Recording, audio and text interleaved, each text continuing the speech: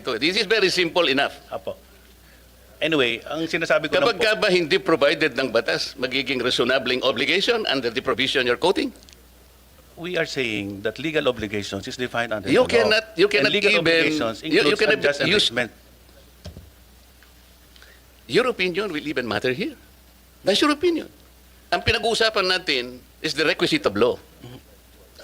Thus, the maxim expressio unius est exclusio alterius ring a bell to you? Alam po natin yun. Ang So, anong sinasabi ibig ko po, sabihin nun? Ang what is expressly excluded is not included. Kaya nga.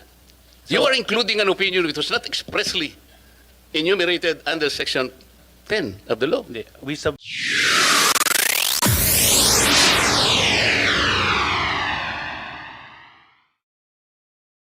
Earlier po, in our work in the Senate, more particularly the Blue Ribbon Committee, this representation as the erstwhile chairman of the Blue Ribbon Committee tried his best to get to the bottom of the investigation. We're talking about the flood control anomalous projects.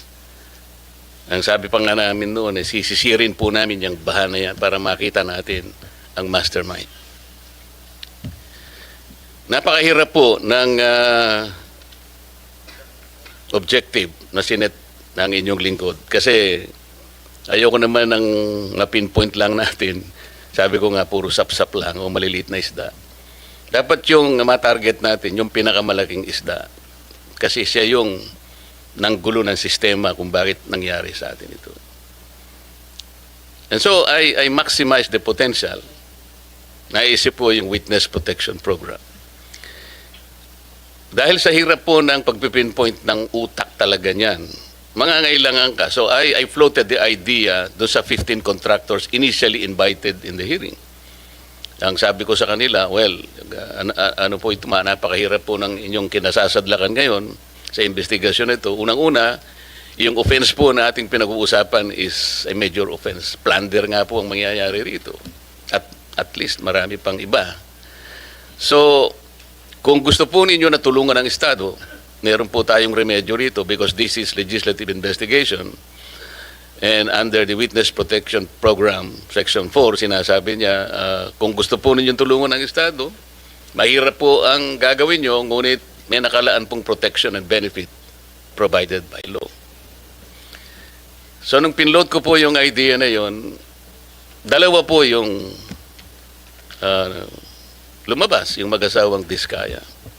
And initially, he enumerated 17 members of Congress, House of Representatives. Ang nangyari po, kasi hiningi naman nila yung Witness Protection Program, so nung panahon ko po, I recommended that they be processed under the Witness Protection Program. So sumulat po ako sa Senate President, yun naman po yung dapat sa kamalasan naman po, yung araw din na yun, nagkaroon ng coup. So napalitan po ang Senate President, yung naging Senate President, ayaw niya na po. Ayaw niyang ituloy. At dahil nga po, merong sinabi yung former Secretary of Justice, we cannot process them until and unless they return yung kanilang mga ninakaw, blah, blah, blah.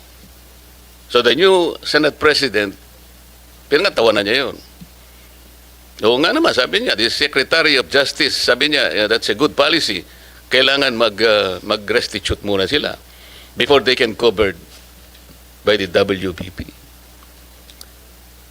Paano po? How can we begin to even pretend that we know what to do and to help the state prosecute? Kung sasabihin na kahit nawala po sa batas, ipipilit halimbawa ng inyong dating secretary, na kailangan mag-restitute muna. I told him it is not a requirement under the law. But he insisted in saying, well, yeah, it's not in the law, but we can always agree on something like a good policy for the state. Do you agree with him? I agree with the position of Secretary Boying Rimulya, now the Ombudsman. Basically, it being one of the conditions. When we look at this, Your Honor, no, we're looking at on the ultimate objective. Paano yung Estado mananalo at mapapanagot itong mga to.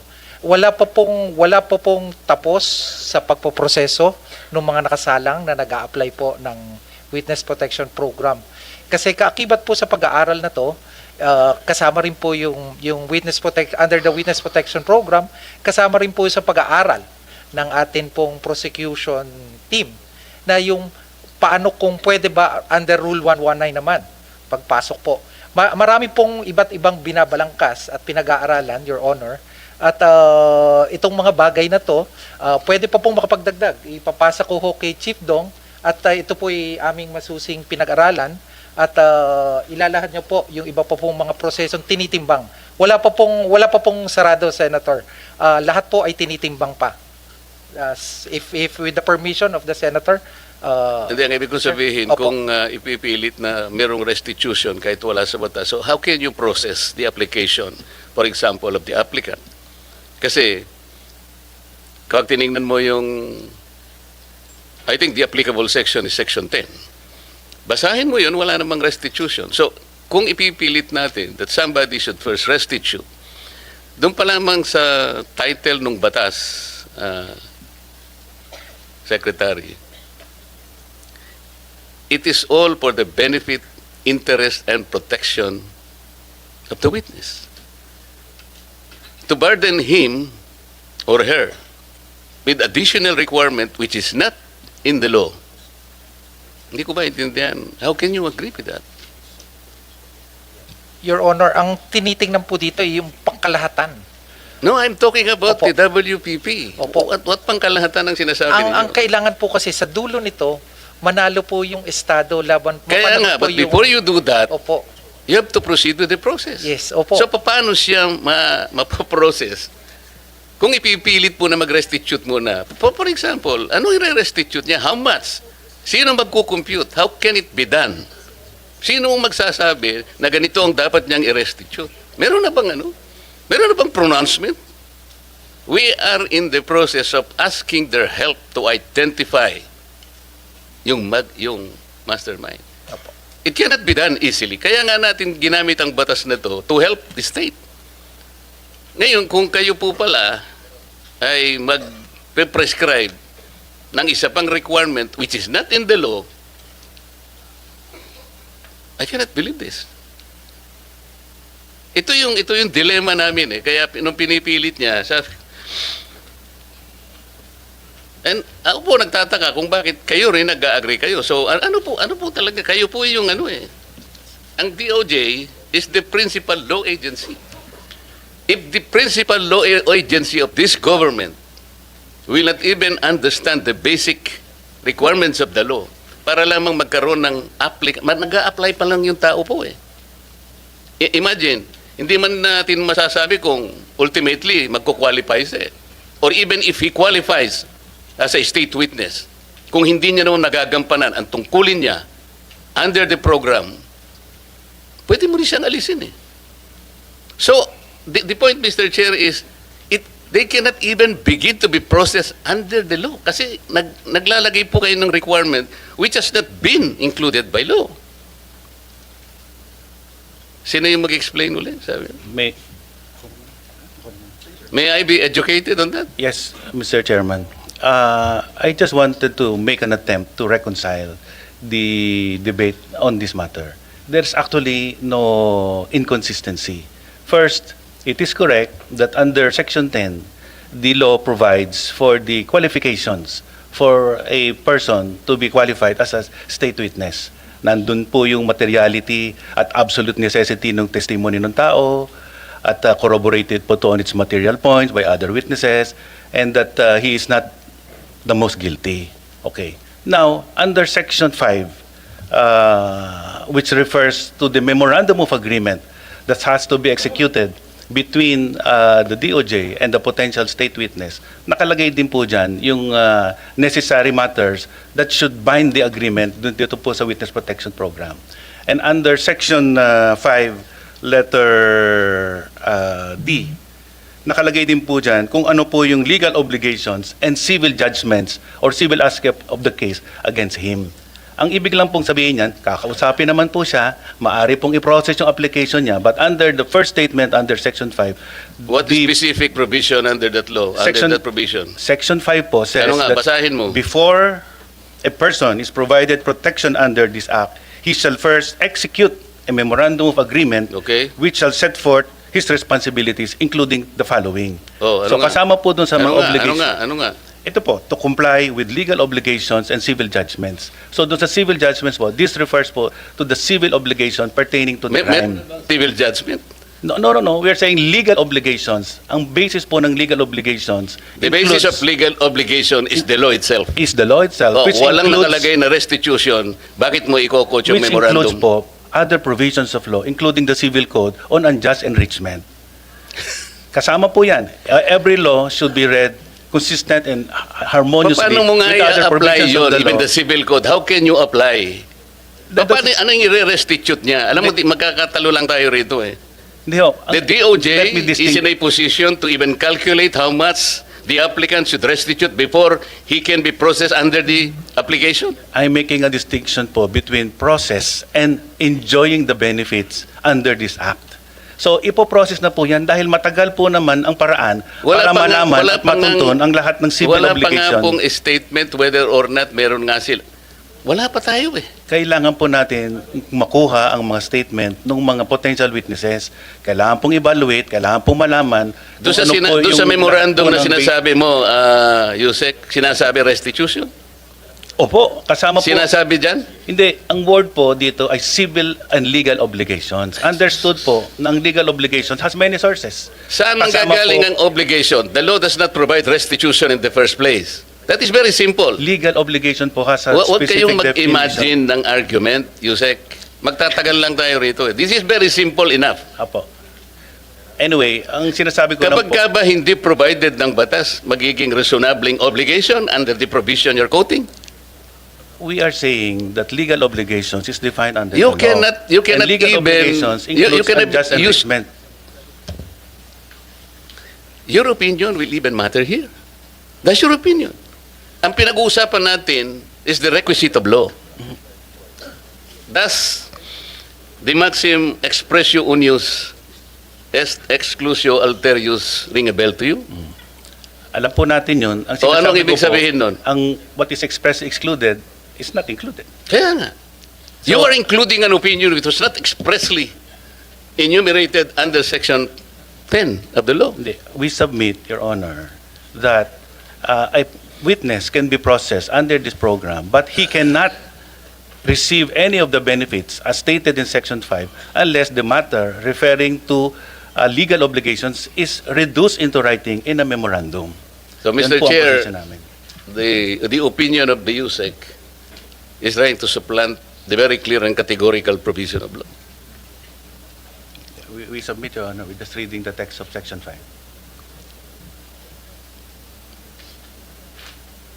Your Honor, may I also add, we are trying to get to the bottom of the You investigation. are adding an opinion and you are supplanting the basic provision of law. You cannot do that. And sabi pa nga natin, the spring cannot rise higher than its source. Tama?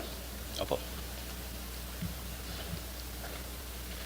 Paano? Pati opinion mo, gagamitin natin. Sana wag ganun para hindi na tayo magtagal. Paano nyo mapoprocess ngayon ito, SEC, Vida?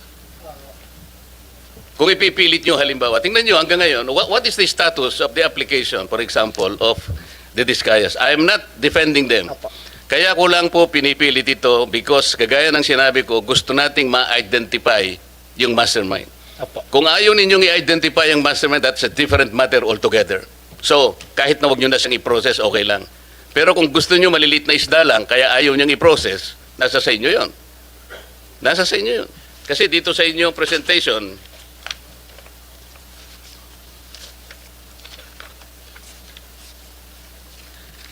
yung office ng secretary, yung law enforcement program ninyo, yung percentage of successful prosecution, meaning conviction vis-a-vis acquittal, is 90.14%.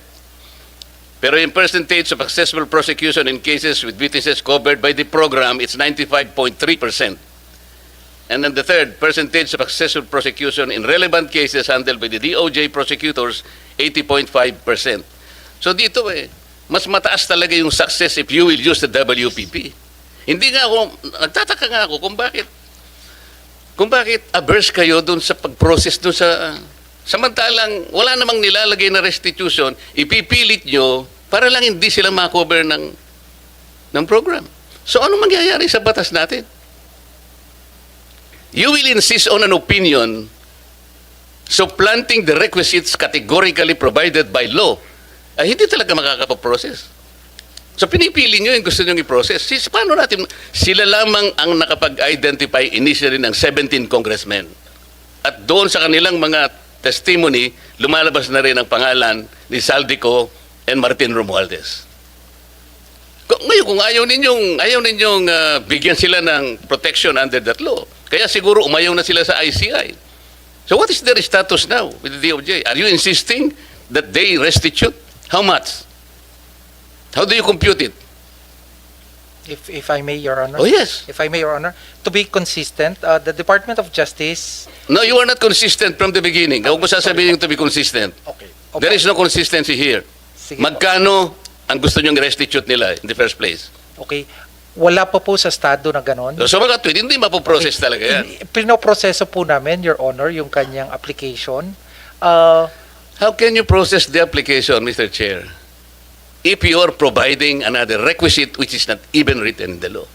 You are imagining something that is not within the law. You are Department of Justice. Ito yung sinasabi ko sa inyo. You're supposed to be the chief. Pwede ho bang magdagdag, Your Honor?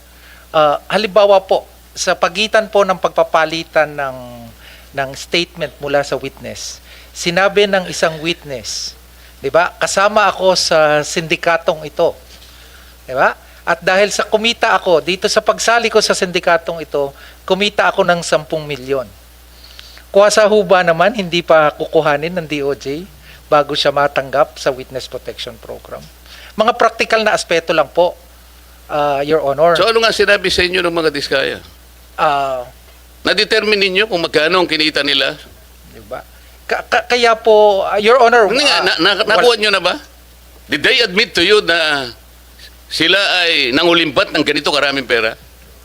I have to explain myself. Opo. Hindi ko dinidepensa ng mga taong yon. Opo. Ginawa ko lamang yon doon sa nalalaman ko na ma-identify natin ang pinaka-mastermind dito. Yun lang, wala nang iba. Opo. Kung gusto nyong ang ma-identify, puro butete at saka sapsap, bahala na kayo sa buhay nyo. Gusto rin po namin, Your Honor. Gusto nyo pala eh. Opo. Why are you putting a requirement that is not within the law? Tsaka na natin sila pag na-prosecute na natin yung mandarambong, na-prosecute na natin yung mastermind. Bakit? Makakalampas ba sila sa civil liability? Of course, the court will, in proper time, adjudicate kung anong dapat nilang isolid sa gobyerno. That is the only time when restitution can be done. Kasi mayroong court order eh. Pero sa ngayon, will you abuse your discretion na kaya niyong gawin ito kahit na wala sa batas? How can the Department of Justice do that? You're supposed to be the embodiment of justice. Yes. Mr.